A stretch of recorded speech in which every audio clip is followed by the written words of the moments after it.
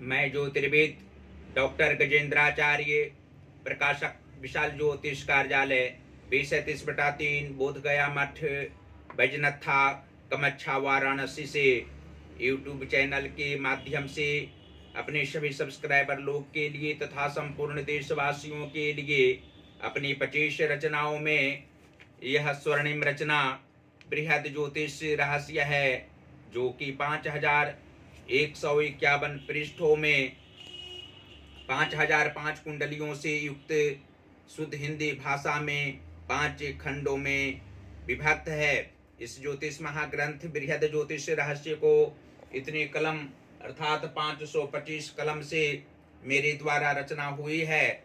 आज आप लोगों को जन्म कुंडली के द्वितीय भाव में चंद्र एवं मंगल ग्रह को बैठने का फल स्पष्ट शब्दों में दर्शाने जा रहा हूं। जन्म कुंडली के द्वितीय भाव में चंद्र तथा मंगल के मेल से जातक धनवान तो होंगे ही साथ यशस्वी भी होंगे। विशेष रूप से चंद्र जातक को धन वृद्धि में नित्य सहायक सिद्ध होंगे तथा धार्मिक दृष्टिकोण से भी श्रेष्ठ व्यक्तियों के समान सदैव आचरण रखेंगे। ये जातक अपने असली गुणों के द्वारा शांति पूर्वक समाज में आत्मज्ञान के प्रचार प्रसार से धनागम व धनोपार्जन करते हुए धर्म संस्था निर्माण करेंगे और सद्प्रेरणा प्रदान करते रहेंगे। शुभ स्थिति में मंगल भी जातक को मंगलमय जीवन ही बनाए रखेंगे।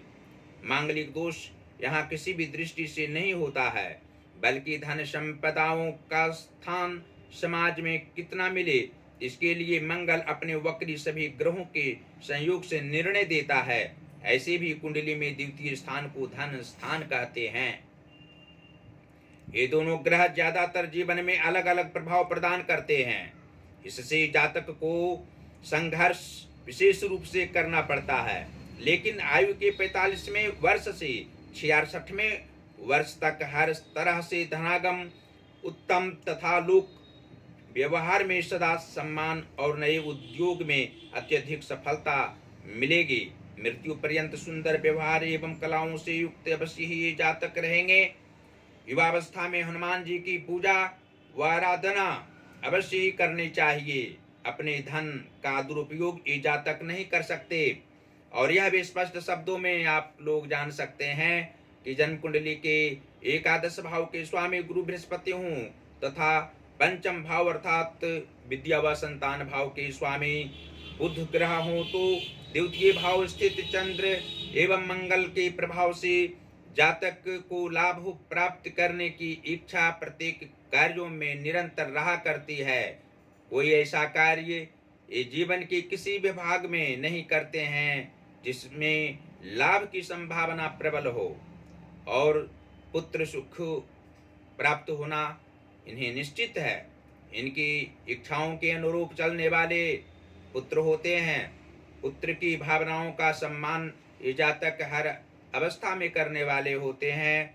और जन्म कुंडली के कर्म भाव के स्वामी शनि ग्रह हों तथा मातृभाव के स्वामी सूर्य ग्रह हों, तो द्वितीय भाव स्थित सूर्य चंद्र एवं मंगल के प्रभाव से जातक को कर्म क्षेत्र में अधिक कार्य करने पड़ते हैं। सफलता भी प्राप्त होती है। धनोपार्जन करने समय इनको आत्मिक खुशी रहा करती है।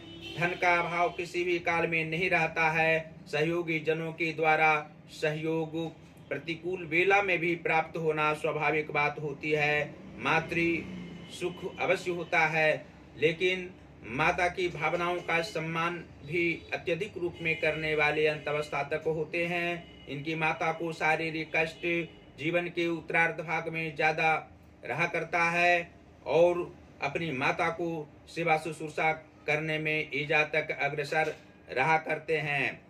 जन्म कुंडली के नवम भाव अर्थात भाग्य भाव के स्वामी शनि ग्रह हों तथा पराक्रम भाव के स्वामी चंद्रमा हों, तो द्वितीय भाव स्थित चंद्र एवं मंगल के प्रभाव से जातक का भाग्य 28वें वर्ष के उपरांत सही रूप में उदय होता है।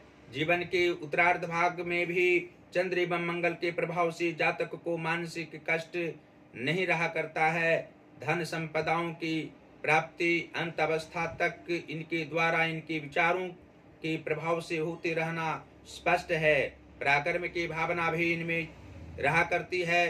बाल्यकाल से ही उत्कृष्ट विचारधारा वाले होते हैं। युवावस्था में सभी जनों के सहयोग करने वाले होते हैं। अंत अवस्था में आध्यात्मिक गुण इनके अंदर अवश्य ही रहा करता है। और अंत में यह आप लोग जान सकते हैं कि जन्म कुंडली के सप्तम भाव के स्वामी मंगल ग्रह हों तथा लग्नेश शुक्र ग्रह हों तो द्वितीय भाव स्थित सूर्य चंद्र एवं मंगल के प्रभाव से जातक का भाग्य पारिवारिक क्षेत्र में भी साथ देता रहता है। इनके भाग्य से पुत्र सुख व अन्य प्रकार के सुख जातक को होना निश्चित है। इनके विचारों से सभी संतुष्ट रहा करते हैं। इनकी अवधारणाओं पर चलने वाले इनके पुत्र व परिवारजन भी होते हैं। पत्नी सुख अवश्य प्राप्त होता है। यदि जातक कन्या होती है तो पति सुख अवश्य प्राप्त करती है। सधवा उसकी मृत्यु होती है। दीर्घायु होना भी निश्चित है। पुत्र सुख व अन्य प्रकार के सुखों को प्राप्त करने वाली स्त्री कन्या होती हैं। और छठवें भाव के स्वामी शुक्र ग्रह हों तथा आठवें भाव के स्वामी गुरु बृहस्पति हों तो द्वितीय भाव स्थित चंद्र एवं मंगल के प्रभाव से जातक का मित्र धोखेबाज भी हो सकता है। मित्र से सहायता भी प्राप्त हो सकती है। लेकिन जीवन के पूर्वार्ध भाग में अच्छे मित्र इनके नहीं मिलते हैं और उत्तरार्ध भाग में अपने तरफ से ये जातक मित्र बनाने वाले नहीं होते हैं। मित्र इनके द्वारा किसी भी कार्य में सफल नहीं रहा करता है। उसके विचारों पर चलने वाले ये नहीं होते हैं। और अंत में फिर आप लोग यह जान सकते हैं कि जन्म कुंडली के नीच भावों में यदि उच्च ग्रह बैठे हों और उच्च भावों में नीच ग्रह व पापी ग्रह बैठे हों तो द्वितीय भाव स्थित चंद्र एवं मंगल के प्रभाव से जातक को शारीरिक कष्ट भी हो सकता है। मानसिक तनाव भी रह सकता है और आर्थिक परेशानी की सामना भी किसी काल में करनी पड़ सकती है। उसके लिए जातक को अवश्य ही सोमवार को भगवान शिव की आराधना करनी चाहिए। पंचाक्षरी मंत्र या षडाक्षरी मंत्र का 3 माला जाप प्रत्येक सुबह में या गोधूली बेला में करने से आत्मिक सुख प्राप्त होगा। नाना प्रकार के सांसारिक सुख प्राप्त होंगे। अन्य प्रकार के दुख मिटना भगवान शिव की कृपा से निश्चित है। और मंगलवार को हनुमान जी की आराधना भी जातक को करनी चाहिए। निश्चित रूप से तुलसी की माला हनुमान जी पर चढ़ानी चाहिए। और हनुमान जी के अलावा भगवान गणेश की आराधना करने से, क्योंकि धन भाव के स्वामी यदि बुध ग्रह हों तो भगवान गणेश की आराधना करना अनिवार्य है।